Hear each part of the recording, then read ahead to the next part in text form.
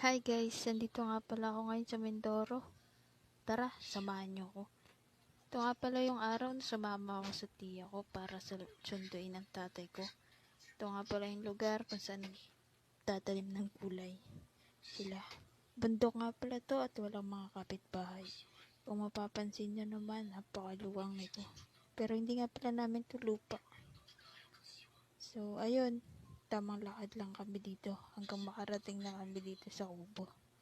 Dito nga pala kami dati natutulog kapag ginagabi na kami sa pag-aani ng mga pechay at mga gulay na tanim namin.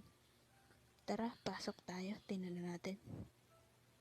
Dito nga pala yung loob ng kubo namin. Simple naglalagay yung mga minsan yung tatay ko kasi nagpapahinga. Ganon. Tas yung mga kapatid ko. Ito nga pala yung loob nun. So, dito nagluluto. Nag-iinit nga pala sila ng tubig dyan kasi hapon na.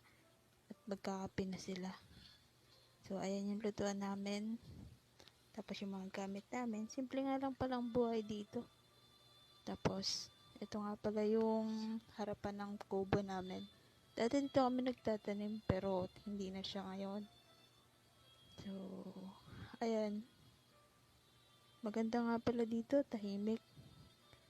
Pero hanggang sa inabot na kami ng hapon dito at kailangan na namin